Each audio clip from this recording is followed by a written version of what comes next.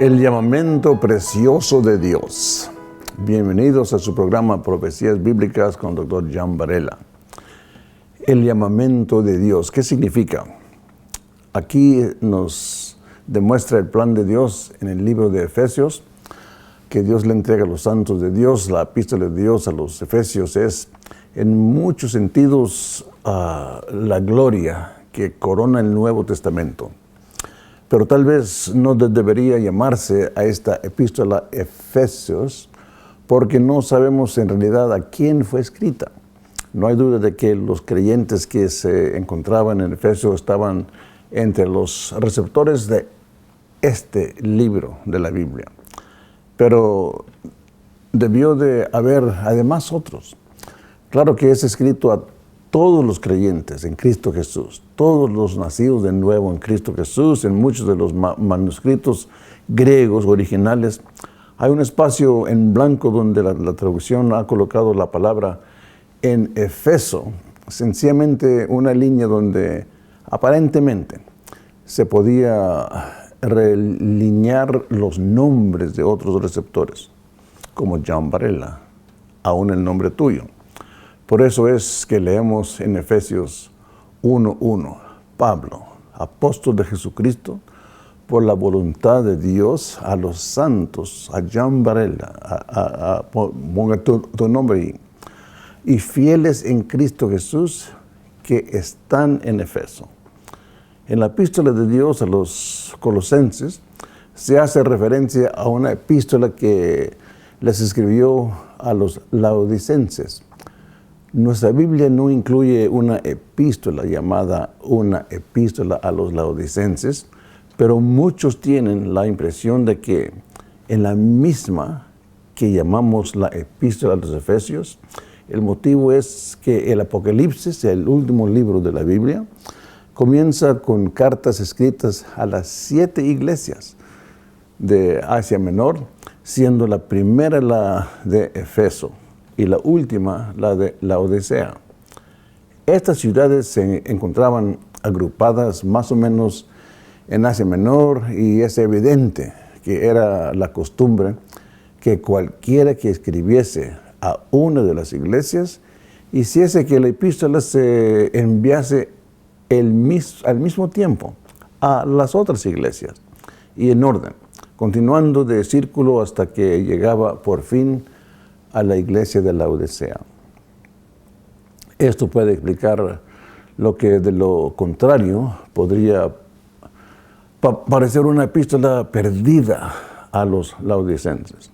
Sea como sea, esta epístola expone de una manera maravillosa lo que ningún otro libro del Nuevo Testamento describe de un modo tan completo. La naturaleza del cuerpo de Cristo Jesús, la verdadera iglesia que se compone de cada ser creyente, nacido de nuevo en Cristo Jesús, los que le han pedido perdón a Jesucristo por sus pecados. Las primeras 4 epístolas del Nuevo Testamento, Romanos, Primera y Segunda de Corintios y Gálatas, son el desarrollo en la frase Cristo en vosotros, enseñándonos lo que la vida de Cristo, de Jesucristo, de nuestro Señor Jesucristo, morando en nosotros, tenía el propósito de llevar a cabo.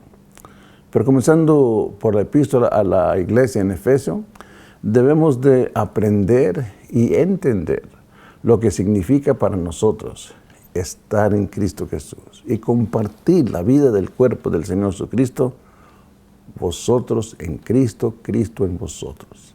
He aquí el gran tema de esta epístola, el creyente en Cristo o la naturaleza de la iglesia. El versículo 3 del primer capítulo es en muchos sentidos el tema de la epístola, siendo la clave. En Cristo. Leemos: bendito sea el Dios y el Padre de nuestro Señor Jesucristo, que nos bendijo con toda bendición espiritual en los lugares celestiales en Cristo. Así nos dice la palabra de Dios. Hay muchos que interpretan la frase, los lugares celestiales, que aparece varias veces en esta epístola. como una referencia al cielo después de morir. Pero si hacemos esto, nos perderemos todo el significado de la epístola de Efesios. Aunque es cierto que habla acerca de ir un día al cielo y entrar al reino de Dios, se refiere principalmente a la vida que vivimos en la actualidad, porque los lugares celestiales no están en algún lugar distante del espacio, en algún planeta o en estrella, sino que pertenece al ámbito de la realidad invisible, en el que vive actualmente el creyente en Cristo Jesús, en contacto con Dios, Dios en el creyente y en conflicto con el desarrollo en el que nos vemos envueltos a diarios. Los lugares celestiales son el lugar que ocupa el poder y de la gloria de Cristo Jesús. Leemos en el capítulo 2, versículo 6, en donde nos dice, y juntamente con Cristo Jesús, nos resucitó y nos hizo sentar en lugares celestiales. Pero en el capítulo 3 nos enteramos de que también está ahí la central de los principados y potestades del mal, para que por medio de la iglesia, la inconmensurable sabiduría de Dios pueda darse a conocer a los principados y poderes en lugares celestiales. Aquí vemos que el conflicto que se desencadena, que se menciona en el capítulo 6, porque nuestra lucha no es contra sangre ni carne, sino contra principados, contra autoridades, contra los gobernadores de estas tinieblas, contra espíritus de maldad en los lugares celestiales. Así que podemos ver que esta no es una referencia al cielo, al reino de Dios, sino a la tierra en donde estamos viviendo en la actualidad.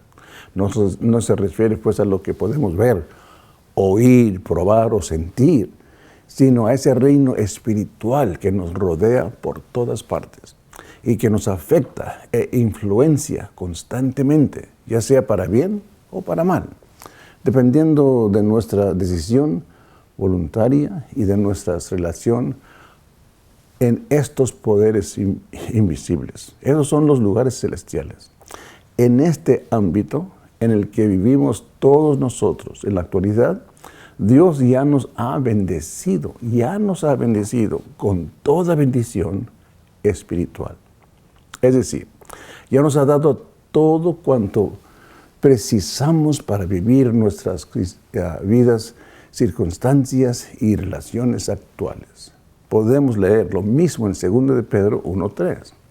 Su divino poder nos ha concedido todas las cosas que pertenecen a la vida y a la piedad. Eso quiere decir que cuando uno recibe el perdón de pecados en Cristo Jesús, siendo limpio a través de la sangre de Cristo Jesús, pidiendo perdón por sus pecados, ya ha recibido todo lo que Dios tenía la intención de darle, perdón. Y uno llega a ser nacido en Cristo Jesús. ¿No es eso asombroso? El creyente más débil tiene en sí mismo el poder que todo lo posee el más poderoso de los santos en Cristo Jesús. Y ya lo tenemos todo, porque tenemos al Señor Jesucristo morando en sí mismo. Y en Él se hallan cada una de las bendiciones espirituales y todo lo relacionado con la vida y la santidad. Y por lo tanto tenemos todo lo que se requiere para vivir esta vida. Y como Dios se propuso que fuese, teniendo este hecho en cuenta, cualquier fracaso no es debido a que carezcamos de nada, sino que no nos hemos apropiado de lo que ya es nuestro. Esto, amigo, elimina, como es lógico, cualquier fundamento en cuanto a la noción de una segunda bendición, una tercera o cuarta bendición. todo está aquí en la actualidad y ya lo tenemos. Habrá bendición tras bendición al recibirla, una por una y momento tras momento. Y eso es el significado del himno. Jesús, descanso, descanso en ti, recibiendo cada momento de Él, todo cuanto Él es, descansando en su poder y en su vida.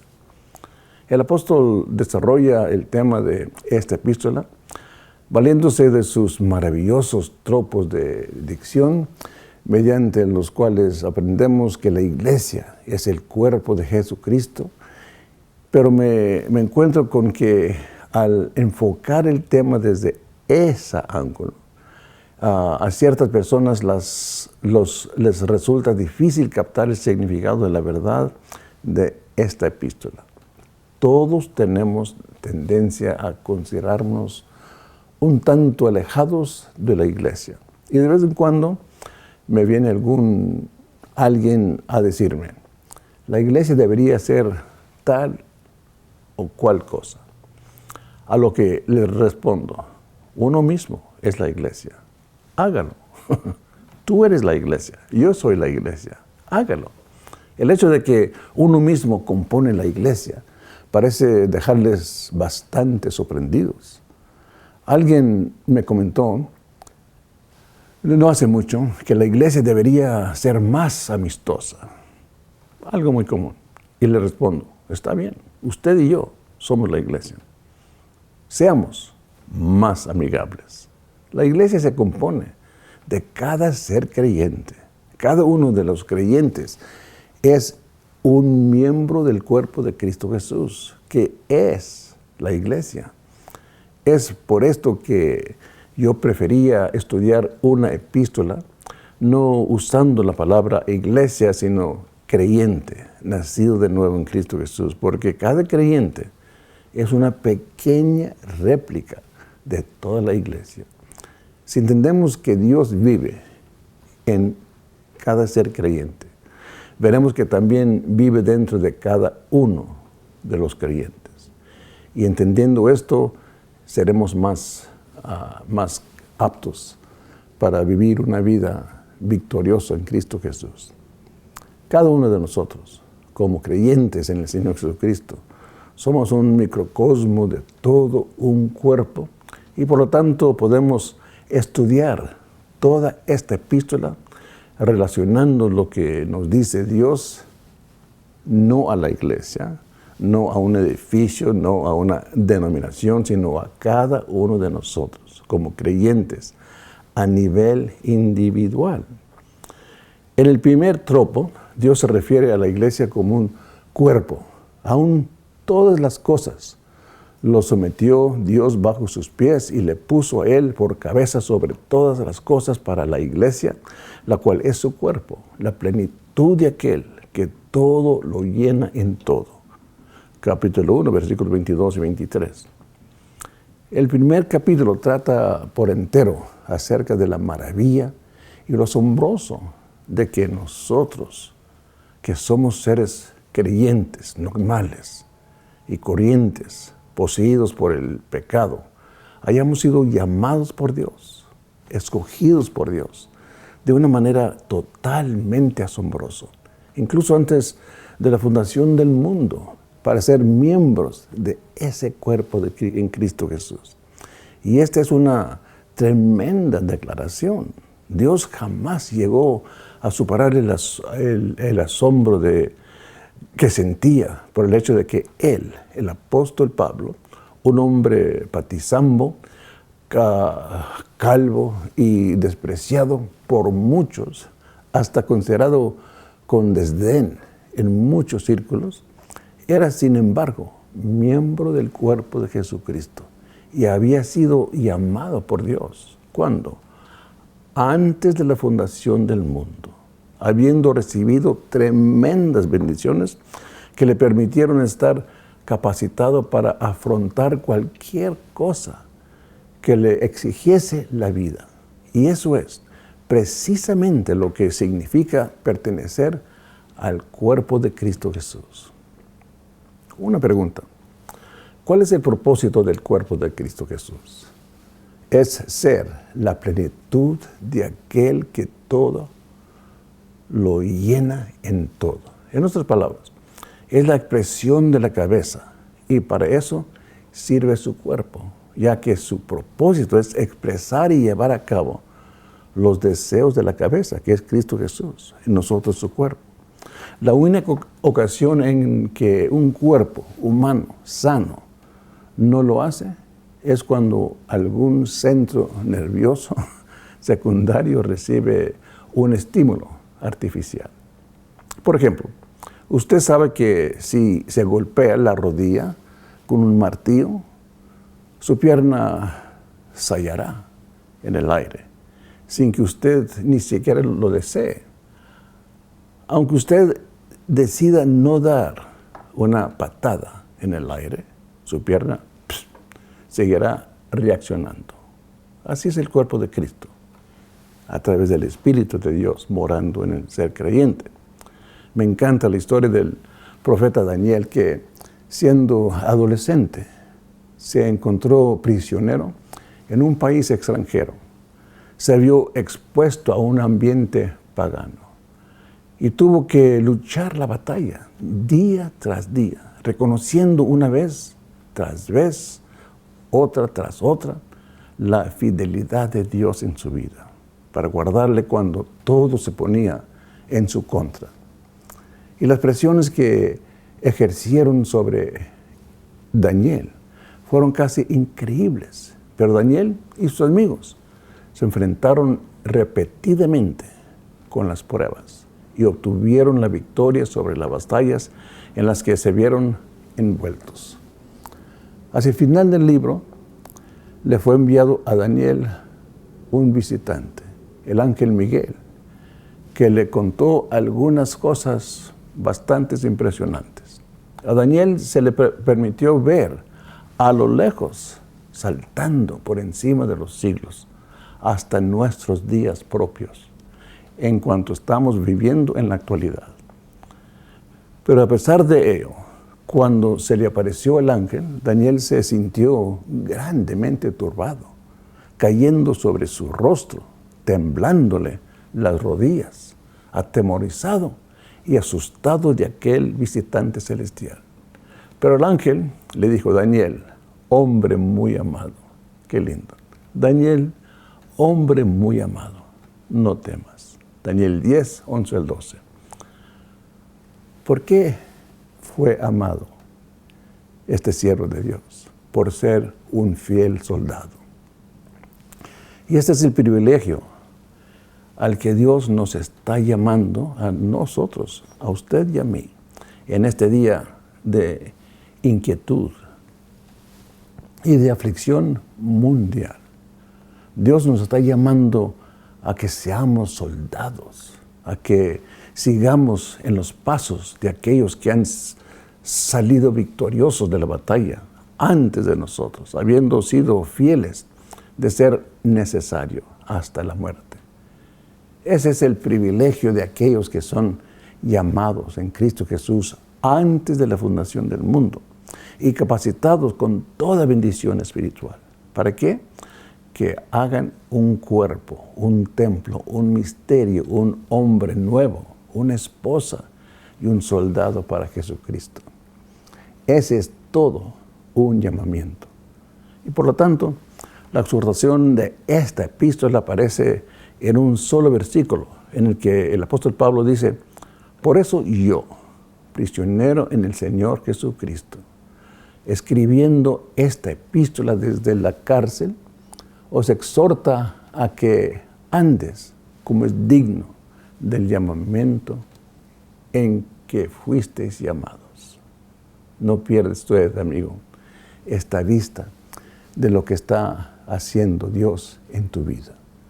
El mundo no lo puede ver y no tiene ni idea de lo que está sucediendo en sus vidas. Pero usted lo sabe y lo está viendo. Así que no se desanime.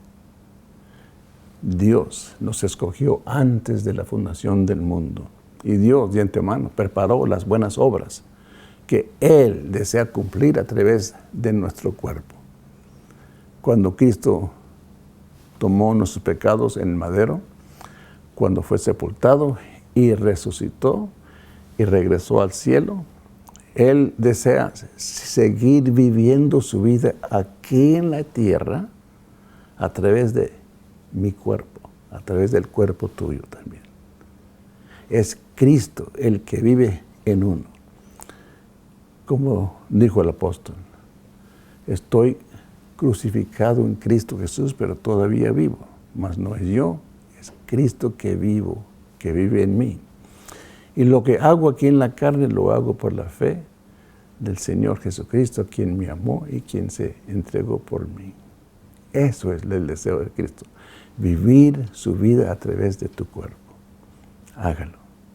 Señor, gracias por este tiempo, gracias por este mensaje, gracias por el llamamiento que nos has entregado antes aún de la fundación del mundo. Cumple, Señor, tu propósito en mi vida y en la vida de cada ser creyente que está escuchando estas palabras. Para tu gloria y tu honra en Cristo Jesús te lo pedimos todo. Amén. Estimado, que Dios te bendiga y que Dios te bendiga ricamente. Doctor John Varela, invitándote a escribirnos, póngase en contacto con nosotros.